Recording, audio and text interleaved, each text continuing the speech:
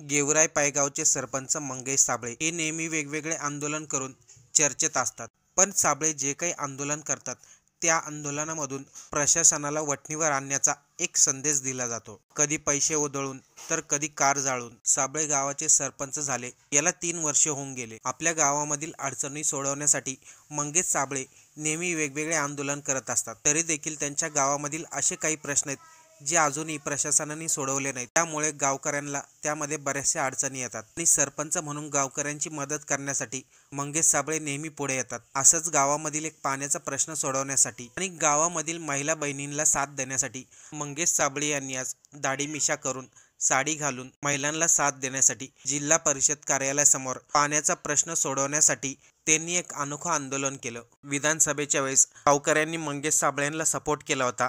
त्यांना विधानसभा निवडणूक लढवण्यासाठी गावकऱ्यांनी आग्रह देखील केला, परंतु त्यांनी मनोज जरांगे पाटील यांच्या शब्दापुढे न जाता ती निवडणूक लढवली नाही। पण आपल्या गावामधील अडचणी सोडवण्यासाठी ते नेहमी तात्पर्य असतात आणि अशामध्येच त्यांनी महिलांची वेशभूषा करून पाण्याचा प्रश्न सोडवण्यासाठी नेमकं काय आव्हान केले, काय प्रश्न मांडलेत, चला सविस्तर पाहू।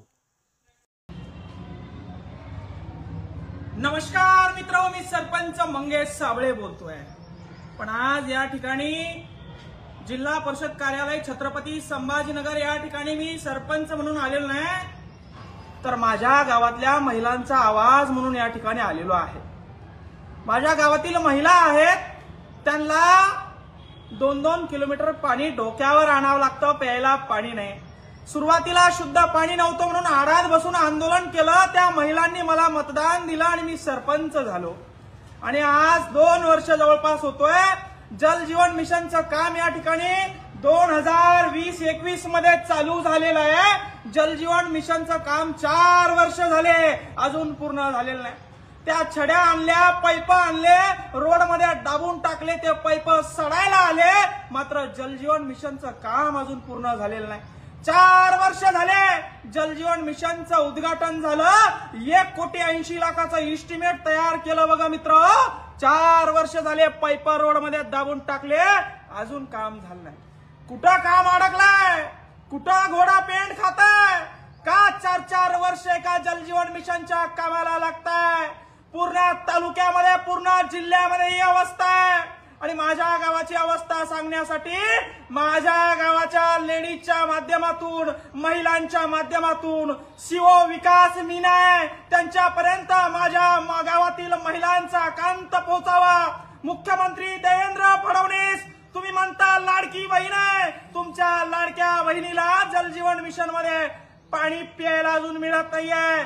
4-4 वर्ष झाले अधिकारी लक्ष देईना, टक्केवारी घेतली का काय असं वाटायला लागले। माझ्या गावातल्या मला महिला विचारता, कर भाऊ तुला सरपंच केलं, तू आम्हाला प्यायला पाणी का अजून दिलं नाही?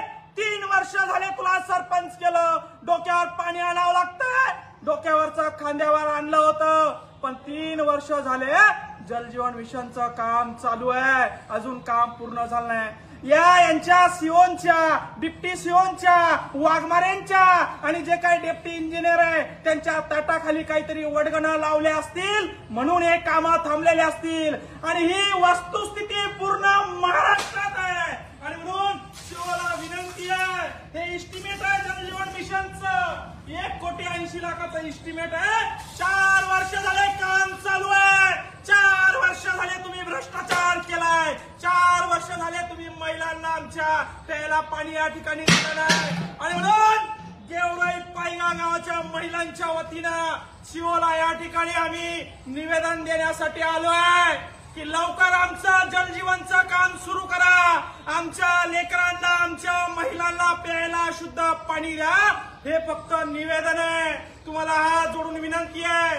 सरपंच होऊन 2-2.5 वर्ष झाले, शब्दपूर्ती केली नाही। त्याचं कारण असं, ठेकेदारानं काम कंप्लीट केलं नाही। ठेकेदाराची अवकात नव्हती काम कंप्लीट करायची, तर काम घेतलं कशाला? शासन बजेट देत नाही म्हणताय, मुख्यमंत्री लाडक्या बहिणीला डोक्यावर पाणी आणायला लावताय। आणि म्हणून महिलांच्या वतीनं एक विनंती घेऊन विकास मीना जे सीओ आहे जिल्हा परिषदचे IAS अधिकारी, त्यांना विनंती करण्यासाठी आलो आहे की पूर्ण महाराष्ट्राची वस्तुस्थिती जी आहे, पूर्ण संभाजीनगर जिल्ह्याची वस्तुस्थिती आहे, पूर्ण फुलंब्री तालुक्याची वस्तुस्थिती आहे, मला त्याच्याशी काही घ्यायचं नाही।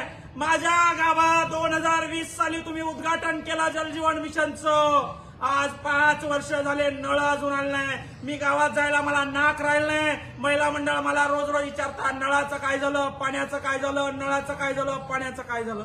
या सीओ लोकांनी टक्केवारी घेतल्या असाव्या. त्या वाघमारे इंजिनियर आहे त्यांनी टक्केवाऱ्या घेतल्या असाव्या. यांचं कॉन्ट्रॅक्टरवर लक्ष नाही, यांचं कामावर लक्ष नाही. आणि म्हणून मुख्यमंत्री देवेंद्र फडणवीस साहेब तुम्हाला हात जोडून विनंती आहे, तुमच्या लाडक्या बहिणीला पाणी पाजायची जबाबदारी तुमची आहे. जलजीवन मिशन 1,80,00,000 योजना केंद्राची आहे. 5 वर्ष झाले काम सुरू, अजून काम कंप्लीट झालं नाही. आणि म्हणून सीओनी तात्काळ मीटिंग बसवावी. जलजीवन मिशनच्या योजनांचा या ठिकाणी आढावा घ्यावा. अजून उन्हाळा सुरू झालेला नाही, अजून तर टाकीत पाणी येत आहे. मायबापो, एकदा अजून 2 महिन्यानंतर उन्हाळा सुरू झाला तर प्यायला पाणी नसतं. आणि जर का अशी वस्तुस्थिती परिस्थिती आमच्यावर आली तर आमचा या ठिकाणी उद्रेक झाल्याशिवाय राहणार नाही. एवढं सांगण्यासाठी सीओ साहेबांना, विकास मीना साहेबांना आणि वाघमारे जे कोणी जे आहे त्यांना सांगण्यासाठी आलोय. धन्यवाद मित्रांनो. आपल्या तालुक्यामध्ये अशी बरीचशी गावं असतात, त्यामधील सरपंच आपल्या गावाला पूर्ण सुविधा मिळण्यासाठी नेहमी कार्य करत असतात. आणि ज्या गावाला सुधारवण्यासाठी जे सरपंच नेहमी काम करतात, अशा सरपंचाला लोकांनी मदत नक्की करायला पाहिजे. कारण की जेव्हा गावामध्ये सुखसुविधा येतात तेव्हाच गावाचा विकास होतो. मंगेश साबळे यांनी केलेल्या अनोख्या आंदोलनाबद्दल आपल्याला काय वाटतं, एक कमेंट करून नक्की सांगा.